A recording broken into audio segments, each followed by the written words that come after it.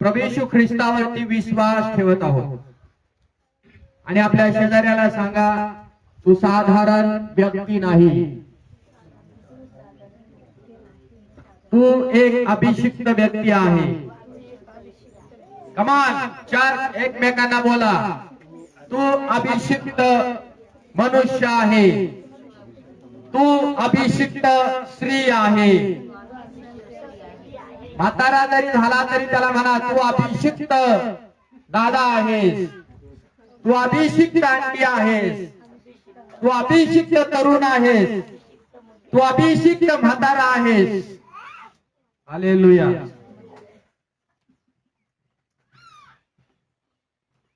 प्रभू येशू ख्रिस्त तुम्हाला आणि मला आज या वचनातून मार्गदर्शन करत आहे.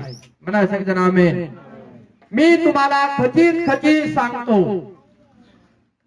किंवा दुसऱ्या भाषेत खरं खरं सांगतो, जे वचन किंवा जो शब्द देवाने त्या काळामध्ये त्याच्या शिष्यांना दिलेला आहे, त्या अभिवचनावरती शिष्यांनी विश्वास धरला आणि पवित्र शास्त्रामध्ये लिहिलं आहे, त्याने त्याच्या शिष्यांना सांगितलं की तुम्ही जा आता आणि तुम्ही महान महान चमत्कार कराल, महान महान गोष्टी तुम्ही कराल, कारण माझं सामर्थ्य मी तुम्हाला दिलेलं आहे.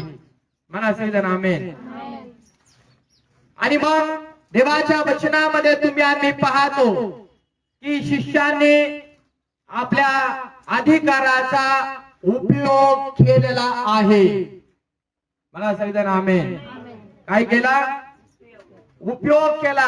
आणि मग पवित्र शास्त्रामध्ये तुम्ही आणि मी पाहतो एक वचन, प्रेषितांच्या कृत्यामध्ये जाऊया, अध्याय क्रमांक 9 आणि वचन क्रमांक 36 आपण वाचूया.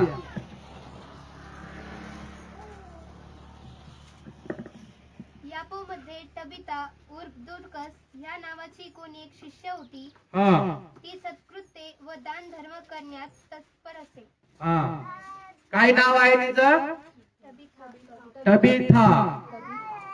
आणि पवित्र शास्त्रामध्ये लिहिलं आहे ही विश्वासू स्त्री होती आणि तिच्याकडे असं म्हणून चालूया ती पैशावाली होती. यस, पुष्कळ पैसा तिच्या जवळ होता, व्यवसाय असतील किंवा अजून काही असेल तिच्याकडे. आणि बायबल सांगते